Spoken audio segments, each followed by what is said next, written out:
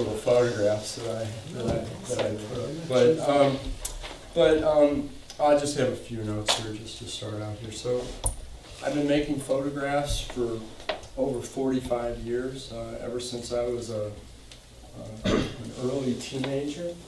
I grew up in Buffalo, New York, and I started out with a Brownie, that my parents bought me. And then from there I graduated to a Kodak Instamatic, and then I got a Argus C3, and then I was sort of on my way, and I built my first darkroom in my parents' basement when I was 15. I'm on my third one now, and so I'm largely a self-taught amateur, but I've taken a couple college courses. I've read a lot of books. I've made a lot of friends along the way. I've taken a couple of workshops. I'm not a landscape photographer, but I've taken workshops with landscape photographers. John Sexton a couple times. Had the good fortune of becoming friends with him, and especially a great guy, Henry Gilpin, if you're familiar with Henry.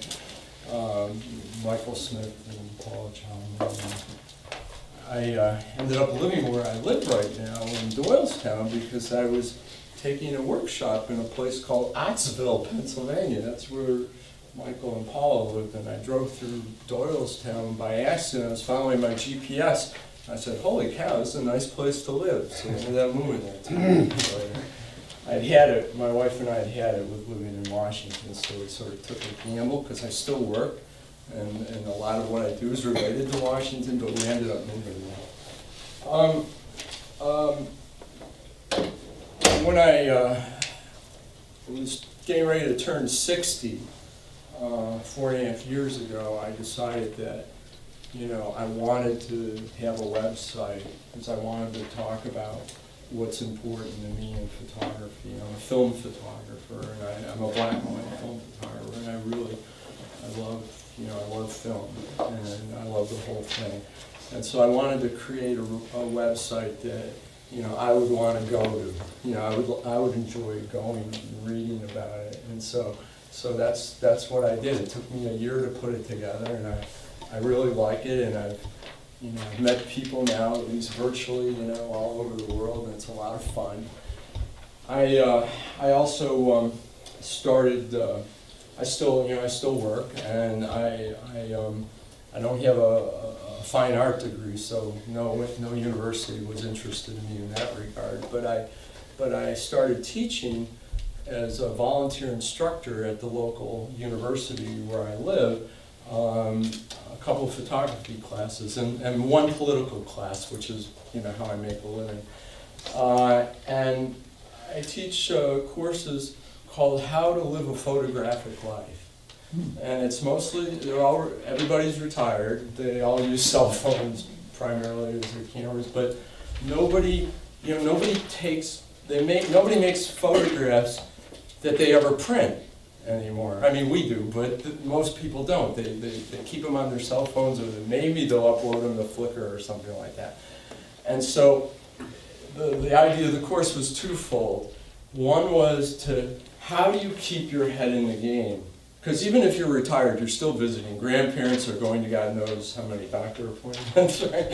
Or whatever. So you're very busy. So I gave them assignments like, you have to go to the museum, and go see this, and we'll go to a gallery, or you have to go to a used bookstore and buy a monograph, or go to the library, or go to the internet and learn about all this stuff, right? And I always took them on a field trip to the Michener Museum, which is a beautiful little museum in Doylestown. We're very lucky to have that, and to look at paintings and photographs, because I think you can learn a lot about art, composition and lighting by looking at great paintings. And we would do photo walks and things like that. And then I forced them to actually get their photographs printed, okay? Of course, none of them own printers. So, Walmart, Costco, it didn't matter. And they were very gratified by what they saw, because they physically could hold it in their hand. And maybe they might even put it up on their walls. And I've been very pleased that some of them have gone on to exhibit their work. So it's very gratifying. So I've been doing some of that. A couple of my things have been published. I'm online. I'm represented by some virtual galleries, and I've been lucky enough to have some shows in the last couple of years. So it's all good. It's all fun, and so mainly a lot of what I do is this kind of stuff. But I also take some urban, architecture and things like that. I've got a fetish for doorways, and I've done an entire project, a lifelong project on that. But I decided for the purposes of this event, I wanted to try to bring some stuff that was all sort of, in the same sort of class or genre. And because I had a feeling it was mostly large format landscape guys, I brought one of these.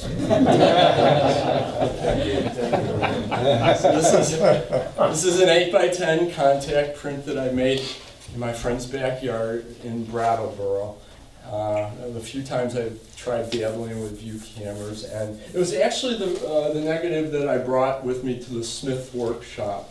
That he says, bring a negative and I'll try to print it, or I'll do it. But this is my version. Okay, so we got that out of the way. Is it Azo?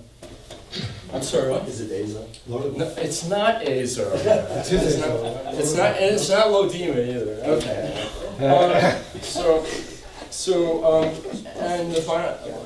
And then last year I was interviewed for a regional magazine, which was nice. So that was fun. So I'm sort of living the life that I'm living my own photographic life, and that to me is just like it's the cat's meow, or as my British friend who passed away last week would say, it's the bee's knees.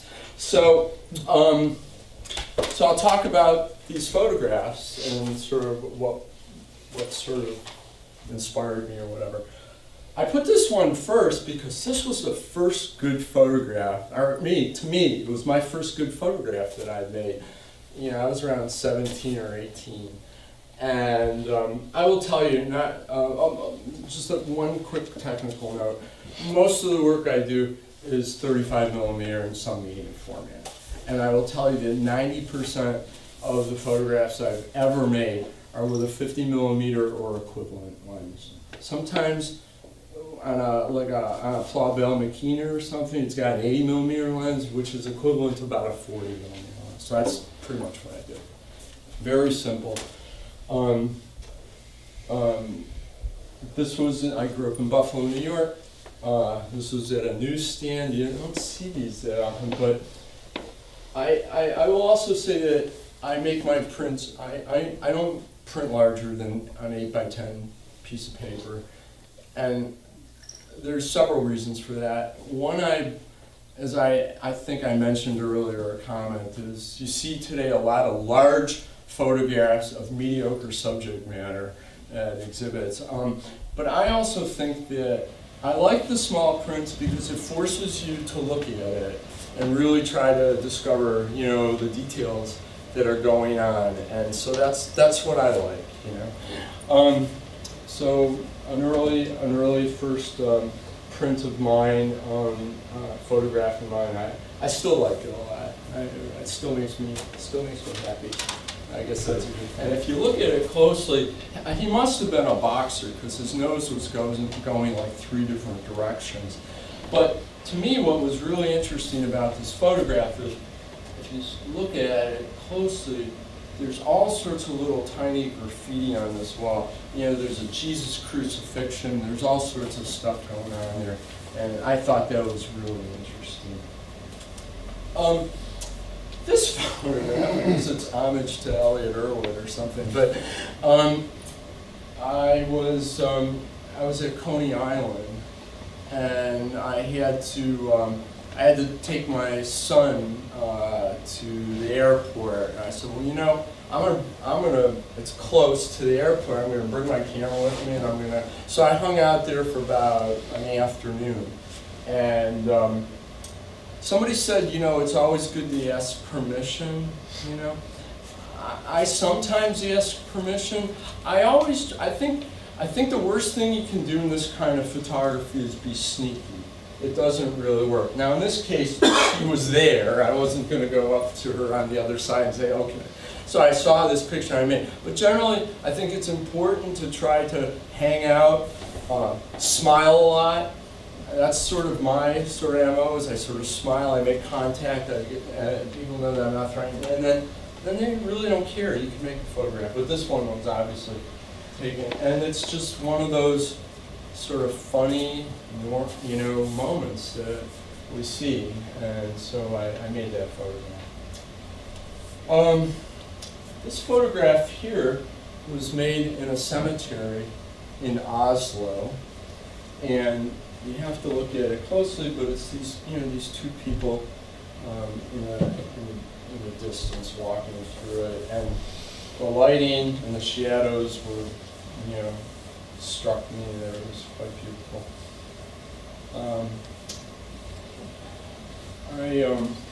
I spent some time in China in the early '80s when I was in the State Department, and this is a bridge in Shanghai, and I saw this photograph, but I ended up, there was like a tower right near the beginning of the bridge, so I was able to somehow get these guys to let me go up there and then, sort of take the photograph, because this was when China was just at the beginning of opening up.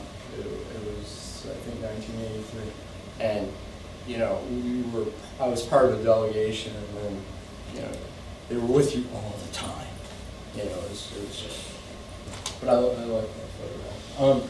This is probably my favorite photograph that I've ever made. And it's been published, and it's, it's just one of the, and it's, what's special to me about this photograph, it's one of those great lucky moments, and what, if it weren't for a couple of things, it would just be sort of ordinary and mundane, but if you look at the way the little girl's, her arms are behind her back, and the way the shadows are on her hat, and the way her legs are crossed, I mean, it was just one of those lucky moments, and I'm very grateful for that. And I always loved that photograph. This is another photograph that was made in China, and I was at a train station, and this was a family, at the train station, and you can see they're all sort of looking at something, and this guy was sort of looking on. There wasn't a lot of light, but it worked out, thankfully. It's another one I made in China. Little baby. Chinese love little children. That's just what interested me. What I was struck about with this photograph, I was walking, and I saw this guy sitting. I was on it's like a pier or a dock or something, but it wasn't really a dock. It was just like a waterway, and this guy was in his boat. He was sitting there, and I was sort of, I saw it, and I saw the light coming in, but I was sort of struck by the textures in his shirt, believe it or not. And so I made that. That's you'd call that an environmental portrait, right? We saw another picture earlier today of the wall, the Western Wall in Jerusalem. Well, here's my photograph. I've made a lot of photographs of Jerusalem and the West Bank and other parts of that area. This one I particularly like, and the way it was made was because the folks here are, they're very Orthodox, and I was wondering how close I was going to be able to get. And I made that again, not to be technical, but I made that with a Plauvel Makina, with that little semi-wide, you know, like I think in terms of 35 millimeter lens, 40 millimeter lens. So they were like here, and I was like down here. And it's like they didn't even realize or think about it. And that's, again, I feel like if you walk around a lot, you sort of blend in, you hang out, all of a sudden you're taking photographs, and people don't care. They weren't threatened. And this photograph here is on the West Bank in a Palestinian refugee camp.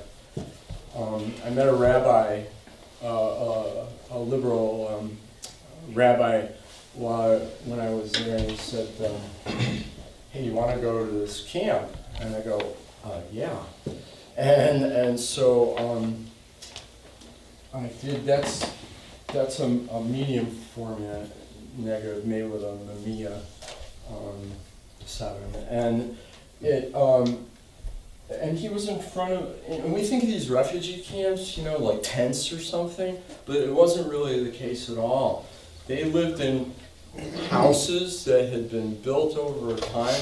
These people were very proud of where they lived. And this was a photograph that I made of him standing outside of his doorway of his home. And so another photograph, you'll go out there and you won't get anything.